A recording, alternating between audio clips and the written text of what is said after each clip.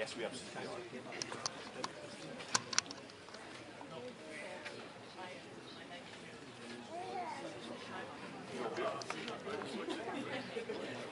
Next up, no, sitting on the chair. Very supportive.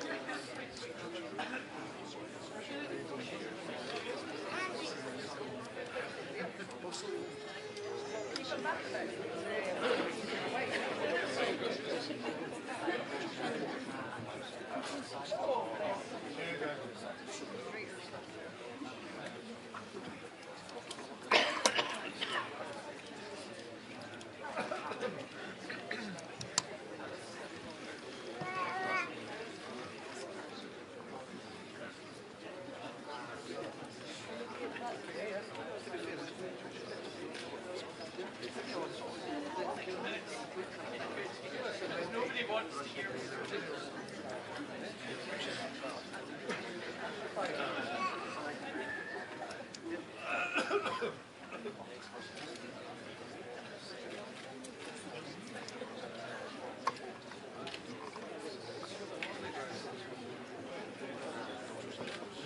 Hate to be a pain, but was that right enough? Thank you.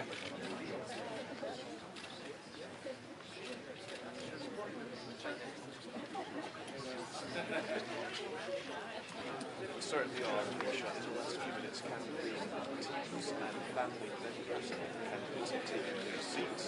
And just as I speak to you, camera operations will main door into the business room or into the stadium. We have to put the cameras and lights up in the air as we anticipate the arrival of the candidates. We've been through that weird hush that happens as you approach the I feel like a golf commentator. That sort of hushed moment as people anticipate what's about to happen, and John has a news run.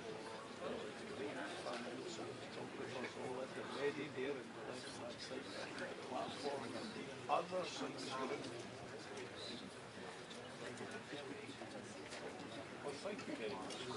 Anyway, on the right-hand side,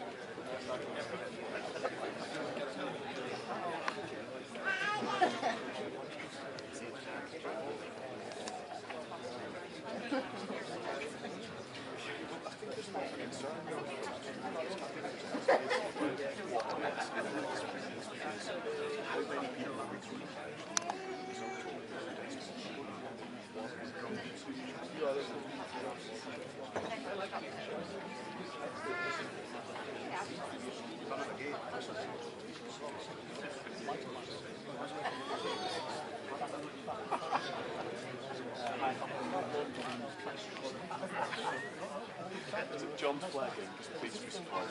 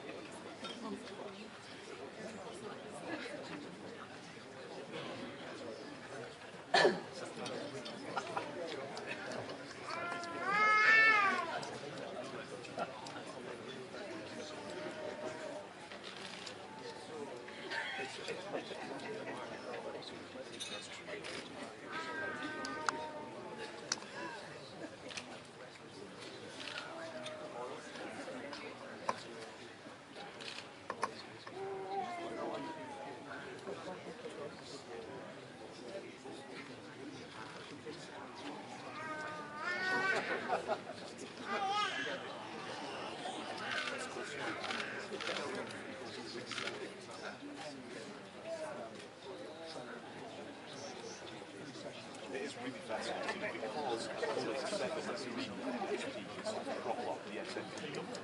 Their mutual territories, of course, independent. The Greens have been pushed to agenda that led to things like the gender forest, for example. And so their power influence over the last this term of Parliament has been really quite dramatic. Over the weekend, Patrick Harvey, who does his Scottish position in the Scottish Conference, as well as the Scottish Greens, was really emphasising the idea that actually members of the opposition don't really have any state in the office, but perhaps reinforce where he would like to see the Greens' position. And that's for example, Kate Forbes, she was saying over the weekend, you know, I'm quite happy in the minority, rather than down to the tune of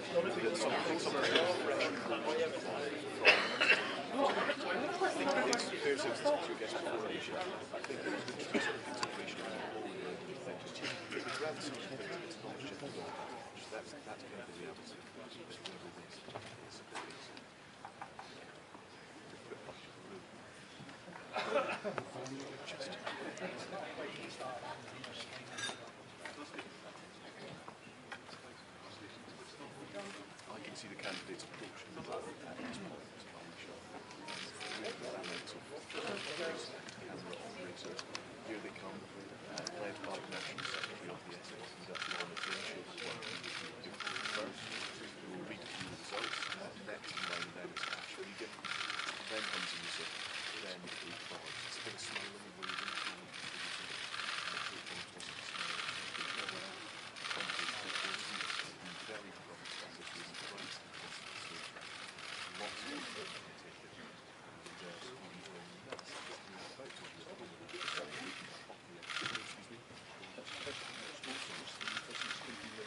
Good afternoon and welcome to Murrayfield. My name is Kirsten Oswald and I am the SNP Business Convener. And I'm delighted to be here today at the culmination of this election contest to choose our new SNP leader. The contest has taken our 3 candidates the length and breadth of Scotland. They've beamed into our living rooms via TV debates and they've worked tirelessly to engage with members all over the country. So this is a historic moment for the SNP, and as we look forward to our new leader, I want to thank Nicola Sturgeon for her exceptional leadership over the past 8.5 years. I'd also like to convey my thanks to the candidates, to our members, and to everyone at SNP HQ and our National Executive Committee who've worked so hard behind the scenes to deliver this important exercise in party democracy. And I'm delighted to welcome to the stage to announce our new leader, Lorna Finn, SNP National Secretary.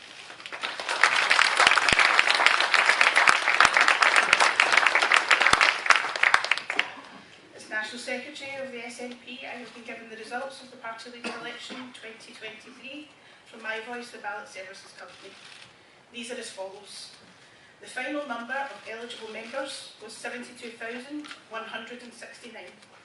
A total of 50,494 ballot papers containing a valid vote were received. There were 3 rejected postal ballot papers. The turnout was therefore 70%.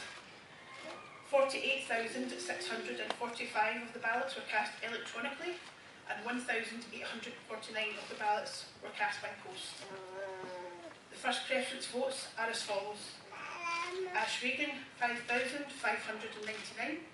This represents 11.1% of the first preference vote. Kate Forbes, 20,559. This represents 40.7% of the first preference vote. Humza Yousaf, 24,336. This represents 48.2% of the first preference vote. As no candidate received more than 50% of the votes, Ash Regan, as the candidate who received the least number of first preferences, was eliminated, and the second preference votes in favour of Kate Forbes or Humza Yousaf were given to them. The result after those votes were redistributed was as follows. Kate Forbes, 23,890. This represents 47.9% of the final vote. Humza Yousaf, 26,032. This represents 52.1% of the final vote. I therefore declare Humza Yousaf duly elected as the Scottish National Party leader.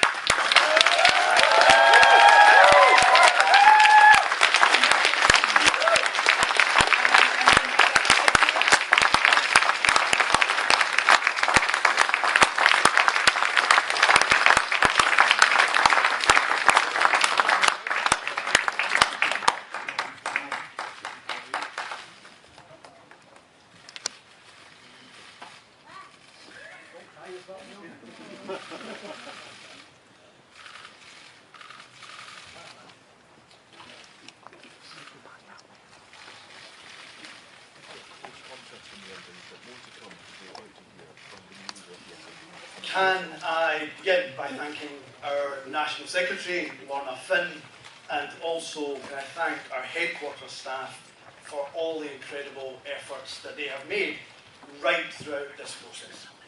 It is hard for me to find the words to describe just how honoured I am to be entrusted by our membership of the SNP to be the party's next leader and to be on the cusp of being our country's next First Minister.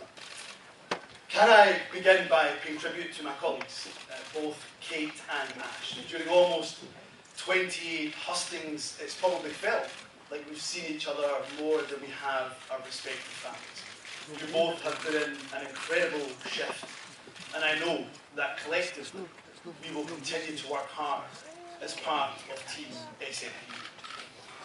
I am not just humbled of that, I most certainly am. I also feel like the luckiest man in the world to be standing here as a leader of the SNP, a party I joined almost 20 years ago and that I love so dearly. Friends, it was the late John Smith, and he got it absolutely right when he said, "The opportunity to serve our country is all we ask. To serve my country as First Minister will be the greatest privilege and honour of my life, should Parliament decide to elect me as Scotland's next First Minister tomorrow." And just as I will lead the SNP in the interests of all party members, not just those who voted for me, so I will aim to lead Scotland in the interests of all of our citizens, whatever your political allegiance. If elected as your First Minister after tomorrow's vote in Parliament, know that I will be a First Minister for all of Scotland, that I will work every minute of every day to earn and to re-earn your respect and your trust. I will do that by treating you, the people of Scotland, with respect. There will be no empty promises or easy sound bites when the issues in front of us are difficult and complex, because government is not easy, and I won't pretend that it is. My immediate priority will be to continue to protect every Scot as far as we possibly can from the harm inflicted by the cost of living crisis, to recover and reform our NHS and other vital public services, to support our well-being economy, to improve the life chances of people right across this country. I will move quickly to develop plans to extend childcare, to improve rural housing, to support small businesses and boost innovation. I will bring forward reforms of the criminal justice system. I will work with local government to empower our local authorities. And as First Minister, I will not shy away from those exceptionally tough challenges that require the difficult decisions. But where there's challenge, I will use it to also find opportunity. My government will seize the economic and social opportunity that the journey to net zero will bring. A country as energy rich as Scotland should not have people living in fuel poverty. The government I lead will renew and redouble our efforts to lift people out of poverty, to make work fair, to make our economy work for the people, and to ensure as we become a more prosperous country, we also become a fairer country too. And while I have had my fair share of battles with UK government over the years, and there may well be some to come, I will work with them and other devolved nations constructively where I can in the best interests of our nation. I'm a proud Scot, and equally a proud European too, and Scotland is a European nation. We want to return to the European Union and play our part in building a continent that's based on human rights, on peace, prosperity and social justice. To the people of Scotland, the SNP has earned your trust by governing well, by ensuring that your priorities are our priorities. As a party and as a government, we are at our best when we are radical and bold. And the challenges we face today, they require nothing less of us. That is what I promise the people of Scotland, if Parliament, of course, puts its trust in me tomorrow. Joining the SNP, for me, was an act of hope, but it was also a statement of intent. I was determined then, as I am now, that we will deliver independence for Scotland, together, as a team. Leadership elections, by their very nature, can be bruising.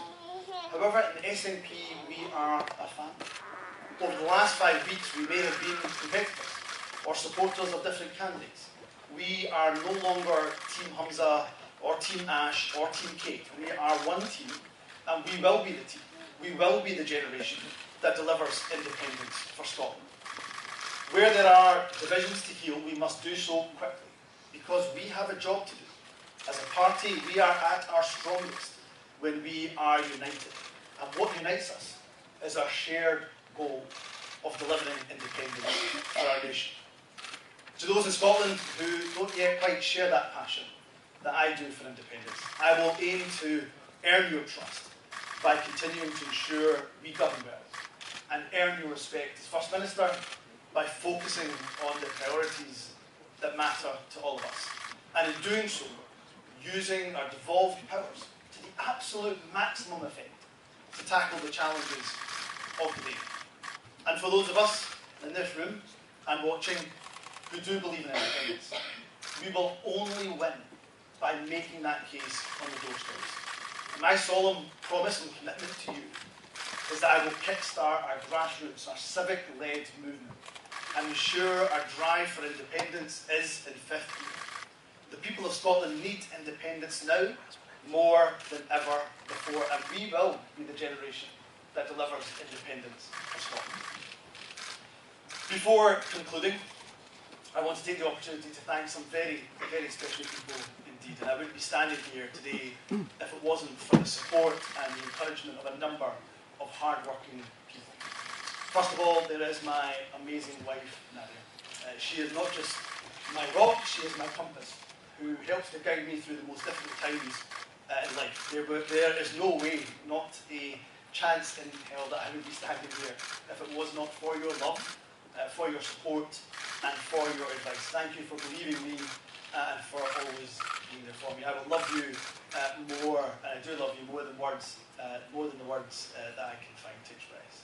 To my girls, this job will at times be all-consuming, I suspect. but know that there is no more important job in my life than being your dad. To Maya and Mal, you will always, always come first. To my mum, to my dad, to my sisters, thank you for your unwavering support throughout my life, for picking me up when I have been down and for telling me to keep going when at times I had my doubts. I'd also like to thank my phenomenal campaign team. You have worked day and night over the last few weeks to support me. You've all sacrificed time with your family and your friends because, like me, you believe in our vision of a progressive, socially just Scotland, and I will not let you down. A special mention to Neil Gray. He is quite simply the best corner man I could have asked for. During the roller coaster of emotion that is any leadership contest, you have been by my side, and there is no way I would have made it to the finish line without your support. And to my good friend and colleague, Shona Robertson, your wise counsel has been indispensable to me during this contest. To our now former leader, Nicola Sturgeon, and her deputy in government, John Swinney, thank you for your dedicated service to this party, to our country, and to all the people of Scotland. You have left me strong foundations to build upon. And thank you to my colleagues in both parliaments, across local government, and activists around the country who have been so supportive and so encouraging. I will ensure that I harness all of the talent across the party and across the country as I build that team that will take Scotland forward to deliver our nation's independence. From our brilliant MPs, led ably by Stephen Flynn and by Mary Black in Westminster, to our leaders in local government, as well as our exceptional group of MSPs in the Scottish Parliament, our Parliament has an array of talent right through its ranks. Our parliamentarians, our councillors, our activists, our members, all have a vital part to play on our journey to independence, as do our friends right across the independence movement. To have your confidence as I take on the role as SNP leader means so much to me. My final thanks is to my grandparents. Unfortunately, they're no longer alive to see this day, but I'm forever thankful that my grandparents made the trip from Punjab to Scotland over 60 years ago. As immigrants to this country who knew barely a word of English, they could not have imagined in their wildest dreams that their grandson would one day be on the cusp of being the next First Minister of Scotland. As Humza Yousaf worked in the Singer sewing machine factory in Clydebank, as Rahmat Ali Bhutta stamped tickets on the Glasgow Corporation buses, they could not have imagined, as I say, in their wildest dreams, that 2 generations later, that their grandson would one day be on the cusp of being Scotland's First Minister. We should all take pride in the fact that today we have sent a clear message that your colour of skin, or indeed your faith, is not a barrier to leading the country that we all call home. From the Punjab to our Parliament, this is a journey over generations that reminds us we should be celebrating and always celebrate the migrants who contribute so much to our country. This is what drives my commitment to equality, that will underpin my actions as First Minister. Thank you for the honour of choosing me to be your nominee to become Scotland's 6th First Minister. I will dedicate every waking moment to serving you, the people of Scotland. Thank you very much.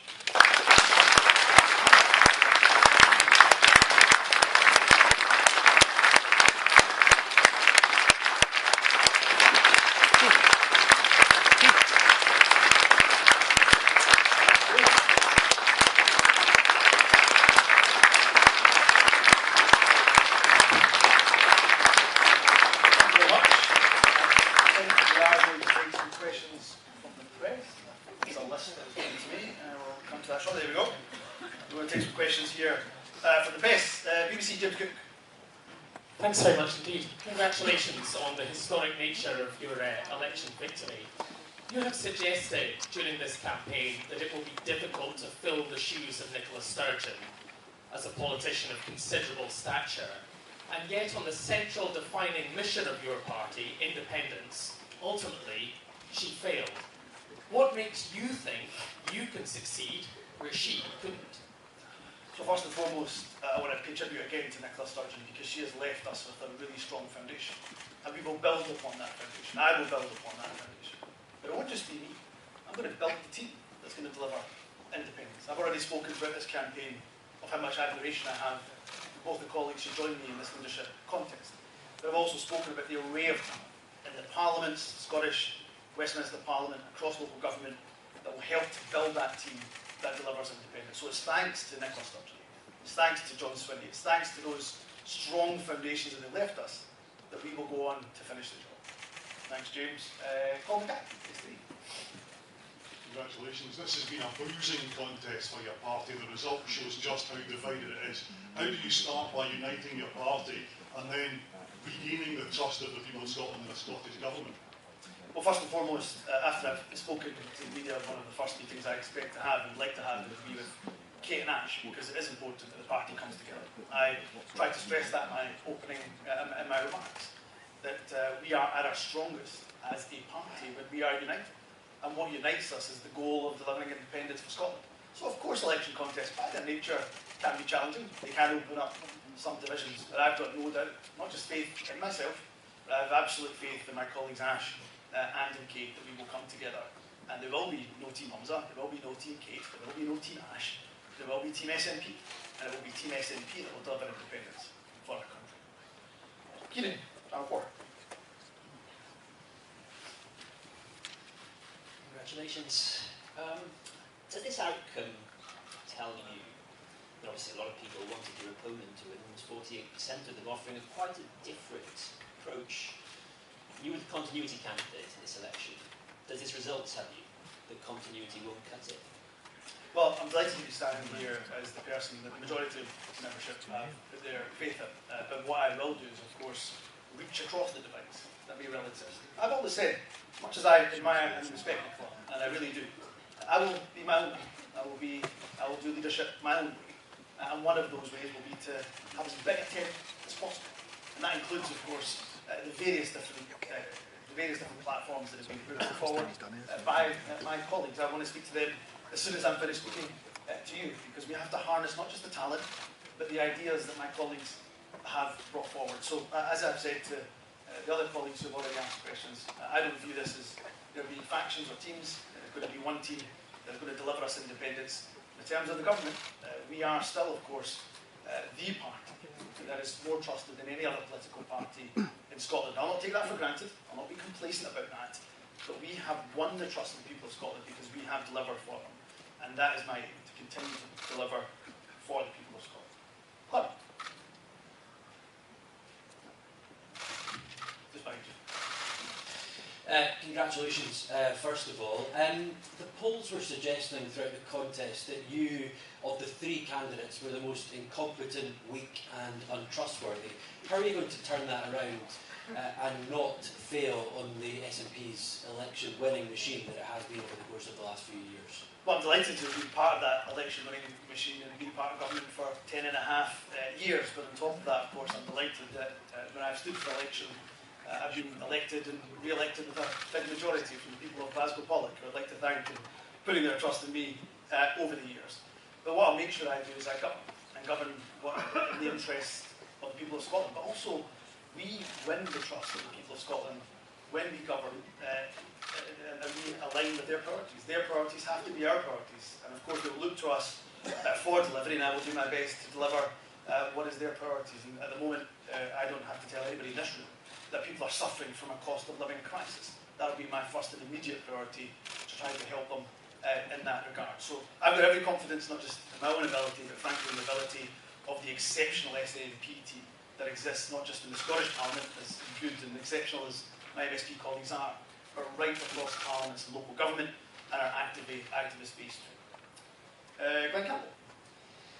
Congratulations on being elected. How can you possibly hope to unite the country if you're still going to be pushing hard for independence? Well, independence for me is a golden thread that runs through so many of our priority policy areas. The reason why we can only mitigate the cost of living crisis is because it is a crisis that's inflicted by Westminster. We're doing so with one hand tied behind our back. The reason why we can only invest in our public services as much as we can is because, again, budget, a fixed budget, that is controlled by a Westminster government. So while we will deliver the priorities of the people of Scotland, that will be to tackle the cost of living crisis. That will be to continue to invest in our public services, our NHS, of course, in particular, will be to make progress on our well-being economy. That does not, we will do that in tandem with making the case for independence, because independence will unleash our country's true potential. PA, Greg. To you. Hello. There we go. The turnout in this election was only 70%, so 30% of SNP members didn't even see fit to vote. What are you going to do to engage them, and is there a worry at all that membership numbers could sink even further? No, we'll be aiming to hopefully grow those membership numbers, and I hope people are inspired, not just by the contest, and hopefully by the outcome as well. I hope people will join the SNP as the vehicle that will deliver independence for Scotland. In terms of the 70%, I think it's so important for not just me, but the team, the SNP team, to make sure we are putting the independent drive into fifth gear. Our members are inspired, and will be inspired undoubtedly by the drive to independence. We inspire people not by getting stuck in a quagmire of process and talking about Section 30s and de facto referendums. They get inspired by talking about policy. And I've got, I hope, the skills and the ability to be able to inspire people with a vision for independence. I believe that will help us to increase our membership numbers, but also make sure all of our members are involved in that campaign. I think we have Stuart Graham from AFP. I think we've got some international media. Yeah, good. Is the microphone coming to you? Oh, yeah. Thanks. I was just wondering, with independence, do you have a timeline of when you'd like to see that happen? And how would you convince those, you seem to be stuck on 45%, the SNP, the same figure as in 2014. Many people I speak to are not convinced about the economic plan the SNP has. How are you going to reassure those people and make them feel comfort that it's in their interest to vote for independence? Yeah, that's a good question. So our colleagues in the Scottish media have been asking me this for 5 weeks' time, and I'll give you the same answer that I give them, which is, of course, process, while it is important, the key to getting independence is ensuring we have that consistent majority support for independence. We have that settled will for independence. If we have that, the political obstacles that are put in our way by Westminster will disappear.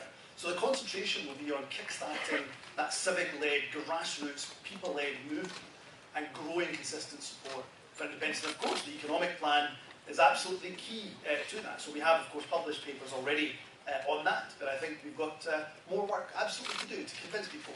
We wouldn't be standing here if that wasn't the case. So one of the first things I'll get on with doing, as well as governing and delivering and governing well, I hope, will also be to make sure we kickstart that independence movement. Maria, forgive me, pronouncing that. Nope. Okay. I'll keep going. We've got Alan Smith from Durham. Congratulations. In response to the question from Colin, you said in terms of uniting the party, speaking with both Kate and Ash, does that mean there'll be room around your cabinet table for both of your leadership rivals? And just secondly, in terms of the vote, just over 26,000 first and second preference votes means you become SNP leader, ultimately becoming First Minister. What do you say then in response to opposition parties who will claim that you have no mandate to govern and perhaps there should be an election? So, look, I salute the fact that you've been asking me for weeks now, Alan, for exclusive on my cabinet. That is something, of course, that I'll be giving consideration to and announcing in due course, but I've never shied away from saying both Kate and Ash are not just exceptional talents within our party, but have clearly got a role to play, a continued role in Scottish public life. In terms of the mandate, of course, Parliament will have its say tomorrow. Although I am party leader at the moment, there will be a vote and there will be an opportunity for the opposition to put their candidate forward. It is not by coincidence or somehow good fortune that we are the largest party in that Scottish Parliament. It is down to the fact that the people of Scotland have given us that mandate, have put their trust in us. And tomorrow, as I say, I will be one of the nominees, certainly to be First Minister of Scotland, and others will have their chance. Jack from Global Radio. Congratulations. You take over leader of the SNP at a time when there are a lot of question marks over the party's finances that have been renewed, of course, over the weekend, over accusations of quite murky financial dealings there. What are you going to do as leader to reassure the members of your party, but also the people in Scotland who are concerned about that, and to reassure them that this isn't an issue? Well, again, I suspect I'll get up to speed very quickly on the financial health of the party. It's not something I've obviously been involved in, not holding an office bearer position within the party. But what I would say is that a party will be transparent in terms of the finances. And of course, I couldn't comment what is a live investigation either, but I suspect it will be one of the very first conversations I have as party leader to understand the financial health of the SNP. We'll go to some print colleagues as well. Paul, at the Daily Record. Hi there. You're going to lead a government that is struggling on a range of fronts. Your party is under police investigation over its finances, and the chief executive resigned after lies were told about membership numbers. So haven't you got the worst job in Scottish politics? I've got the best job in Scottish politics by far. The honour and the privilege of not just leading the SNP, but potentially First Minister. I inherit a party that is the most popular in Scotland by quite some distance. I inherit a party that has the largest membership by quite some considerable distance. I have inherited a leader, the government, that has a record of achievement that would be the envy of any other government, not just across these islands, but in many other parts of the world too. Are there challenges? You betcha. In government, there always are. I've been in government for 10.5 years. I've never been in a portfolio and never seen a portfolio where there aren't challenges. But that is why we step up. We step up to lead, and I hope by governing well, we will also lead people to independence. The Sun, Rachel. Thank you. Just on, you have said that you want to unite Scotland on this, but then you, in the hustings, you spoke a lot about independence referendum. You were asked questions about 5 years, for example. Would Scotland be independence within 5 years? You said you want to govern for all of Scotland and represent everyone, no matter their political beliefs. How do you square that? Are you not just going to be as divisive as Nicola Sturgeon felt she was when she left? Well, again, Nicola Sturgeon enjoyed huge amounts of support. Her leadership through the COVID pandemic, in particular, saw so many people who told me, certainly, on the doorsteps that they wouldn't even have been contemplated voting for the SNP, but it's the leadership that she showed during that period. And so too must I, and the government that I lead. We must show leadership, we must deliver for the priorities of the people of Scotland. I've already outlined what I think those priorities are. If we do that, then we win the trust of people. We win the trust of people, they will undoubtedly be persuaded by our message on independence. So we can do both. We can both campaign for independence. I don't think anybody would expect the leader of the SNP to say anything other than that. But we can also make sure that we deliver rightly for the people of Scotland and their priorities too. We've got the National, Abby. Hi there. Hi, Humza, congratulations. I just wanted to ask a quick couple of questions. So obviously everything goes well tomorrow. Hi, over here.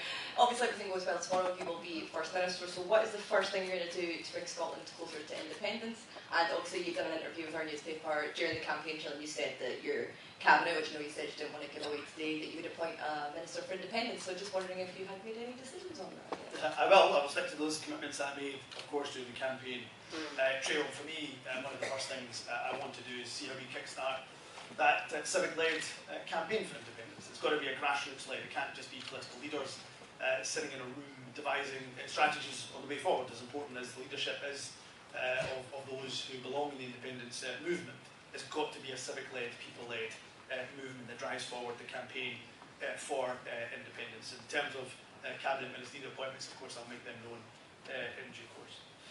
Daily Mail, Michael Blackley. Hi, hello. In terms of two issues that have divided the country, you talk about reaching out. Two of the key issues have been the continued push for independence, which you've talked quite substantially about today. Will you continue to use public money and civil service time drawing up the prospectus for independence? And on the GRR bill, will you be challenging the UK government's Section 35 order? So, generally, I think when a party wins an election, and certainly as the SNP has every right, of course, to make sure it makes good on the promises in its manifesto. We will do that, and of course, the civil service will help us to deliver on all of our manifesto, which includes, of course, independence. We won the election quite comprehensively in 2021. So just as the UK government have the right to use their civil service to pursue their ambitions around the constitution, it should be no surprise that we will work with the civil service to do the same for independence. In terms of the GRR bill, I've made my position absolutely clear on Section 35. I see it as a veto, as a power grab by the UK government.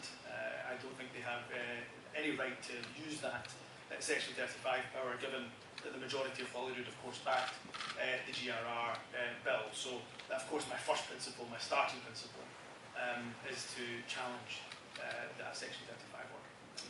Peter, if we can get patiently for item reports. There's a microphone coming to Peter now, or you can project if you wish. I think I need the microphone coming. I'm sorry.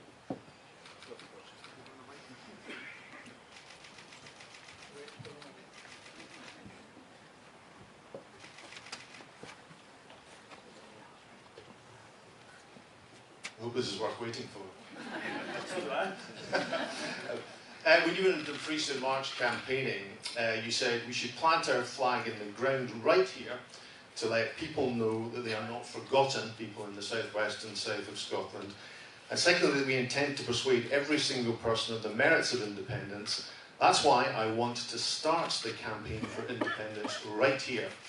So firstly, how do you persuade people in the south of Scotland they haven't been forgotten? And secondly, when will you be going to Dumfries to launch your campaign? Very soon, because I believe that the only way we win in our independence is persuading those, of course, who voted no and are still not persuaded by the case for independence.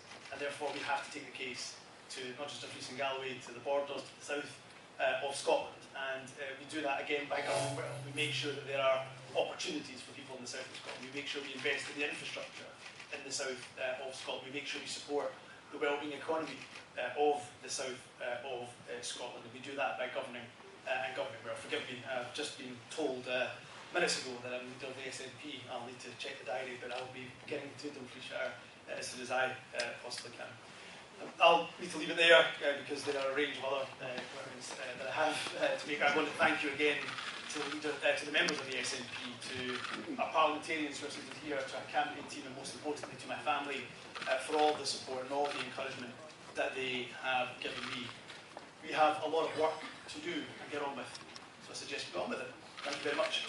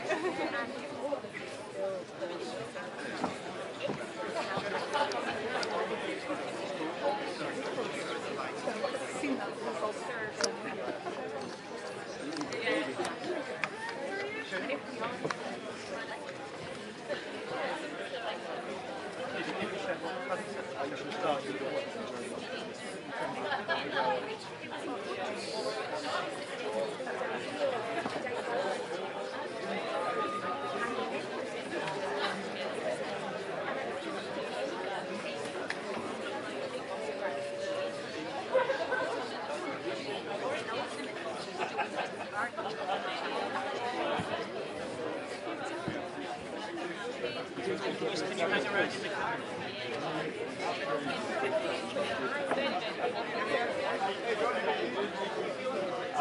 you.